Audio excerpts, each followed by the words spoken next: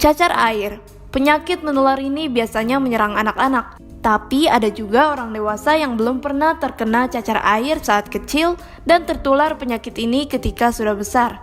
Saat terkena cacar air, ada beberapa hal yang sebaiknya tidak boleh dilakukan penderita agar penyakitnya tidak menular dan cepat pulih. Simak penjelasan Dr. Gamarida Makfira berikut ini. Apa pengertian cacar air?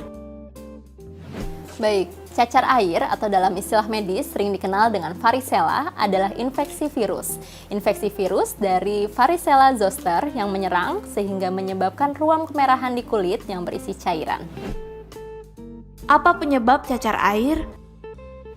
Baik, penyebab cacar air adalah varicella zoster. Varicella zoster merupakan virus. Penularannya sangat cepat karena menular melalui udara, bisa melalui batuk, bersin, bisa juga melalui sentuhan karena orang terkena lesi atau ruam merah dari orang yang sedang terkena cacar.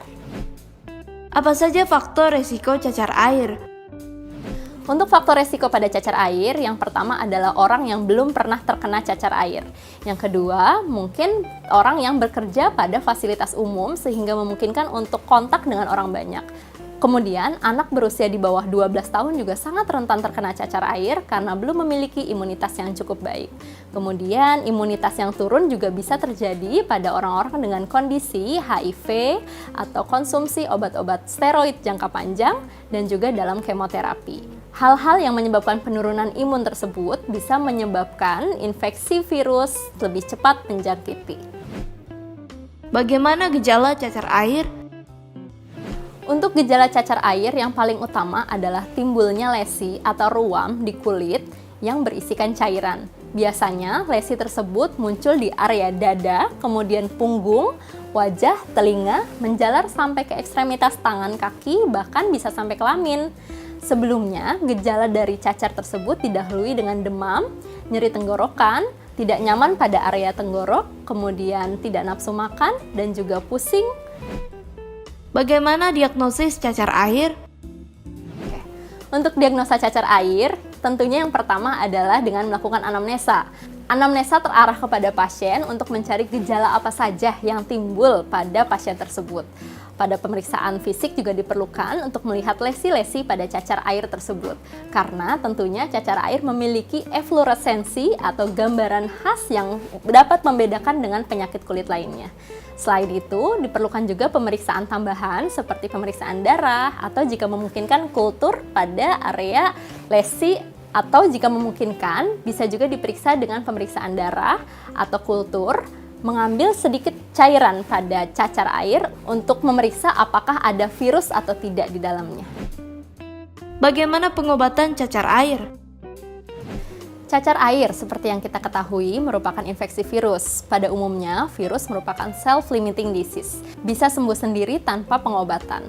Namun, lebih baik jika diberikan obat-obatan yang bersifat suportif. Artinya, kita mengobati gejala yang ada. Pada kondisi demam atau kondisi nyeri kepala, bisa diberikan NSAID seperti paracetamol. Pada kondisi gatal, kita bisa berikan antihistamin seperti cetirizine atau loratadine. Kemudian, untuk tubuh yang gatal juga bisa dibantu dengan pemberian kalamin atau lotion yang bersifat mendinginkan area yang gatal.